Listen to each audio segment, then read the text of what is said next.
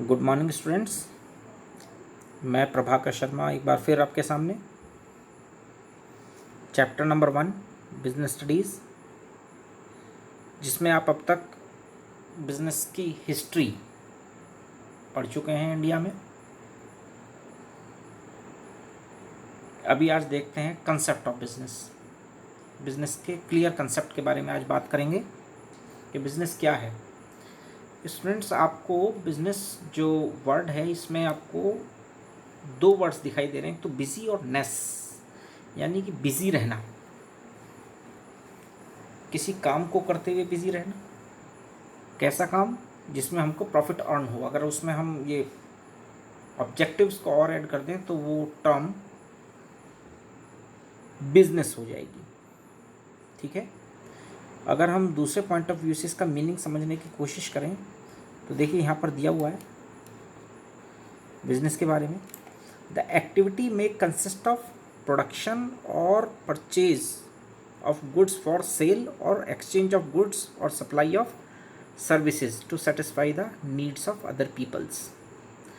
It means अगर कोई भी ऐसी एक्टिविटी जिसमें या तो प्रोड्यूस हो कोई चीज़, कोई गुड्स प्रोड्यूस हो, या परचेज और सेल हो, या कोई सर्विसेज दूसरों को दी जा रही हो, और ये सब इस तरह से हों to satisfy the need of people. देखिए एक लाइन लास्ट में लाइन दी हुई है यहाँ पर, to satisfy the needs of people, यानी कि जो कंज्यूमर्स हैं अगर उनके, या जो सोसाइटी के लोग हैं उनकी नीड्स को फुलफ़िल करने के लिए अगर ये सब एक्टिविटीज़ करी जा रही हैं।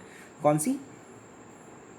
परचेज और sale of goods, supply of services और प्रोडक्शन, यानी कि ये सब चीज़ जो एक्टिविटीज़ हैं अगर किसी भी कंज्यूमर की, जनरल पब्लिक की नीड को सेटिस्फाई करने के लिए कर रहे हैं तो ये बिजनेस होगा। ठीक है स्टूडेंट्स, बिजनेस में जितनी भी एक्टिविटीज़ हैं, हम कोई भी नॉर्मल एक्टिविटीज़ हैं उनको 2 पार्ट्स में डिवाइड कर देते हैं, या पढ़ चुके हैं अब तक। दीज एक्टिविटीज़ में B broadly classified into 2 groups, economic and non economic activities. एक बार फिर से स्टूडेंट्स बता देता हूँ, वो एक्टिविटीज़ जो पैसे या प्रॉफिट कमाने के लिए, मनी अर्न करने के लिए की जाती हैं वो इकोनॉमिक एक्टिविटी होंगी, और जो इनके लिए नहीं करी जाती हैं वो नॉन इकोनॉमिक एक्टिविटी होंगी। अगर हम इसको एक एग्जांपल से समझें, एक टीचर का अपने बेटे को पढ़ाना, ये नॉन इकोनॉमिक एक्टिविटी है, क्योंकि उसे वहाँ से कोई पैसे नहीं मिल रहे। लेकिन वही टीचर जब स्कूल में पढ़ाता है, ट्यूशन्स पढ़ाता है, तो वहाँ से उसको फीस या सैलरी मिलती है, तो ये एक इकोनॉमिक एक्टिविटी हो जाएगी। तो स्टूडेंट देखिए, एक्टिविटी ही एक ही है, बट उनके ऑब्जेक्टिव्स अगर अलग अलग हो गए हैं तो उनसे हम इजीली इकोनॉमिक और नॉन इकोनॉमिक एक्टिविटी में उसको क्लासीफाई कर सकते हैं।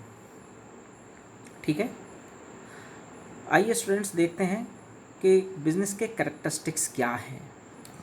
किसी बिजनेस के कैरेक्टरिस्टिक्स अगर हम जान लें तो हम बिजनेस को ईजिली समझ पाएंगे।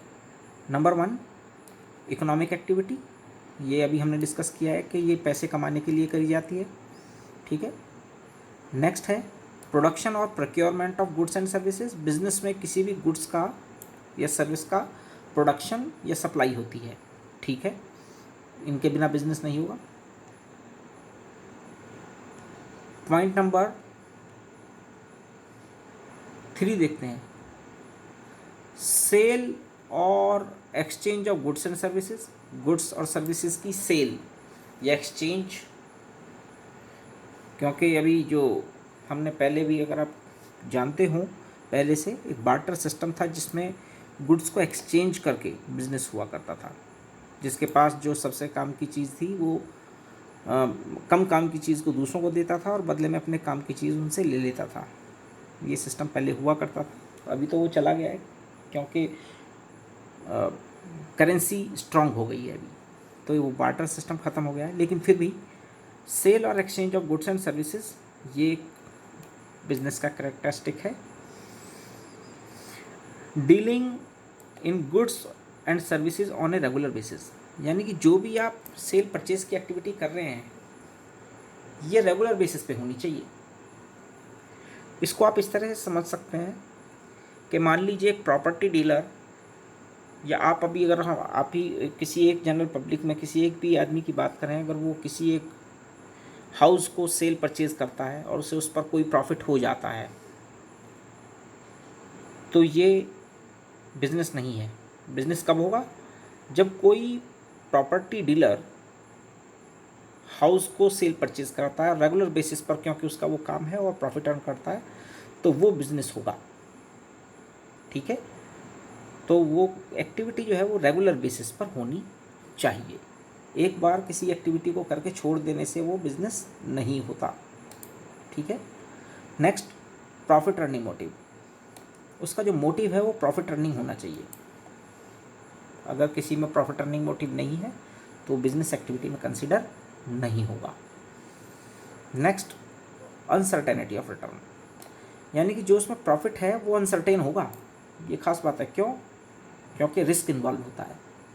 ज़रूरी नहीं कि आपको प्रॉफिट हो ही, लॉस भी हो सकता है, तो आपको उसके लिए भी तैयार रहना है। नेक्स्ट है एलिमेंट ऑफ रिस्क, जिसकी अभी हम बात कर रहे थे। रिस्क एलिमेंट इसमें होता है कि कोई गारंटी नहीं है कि प्रॉफिट होगा ही, लॉस भी हो सकता है।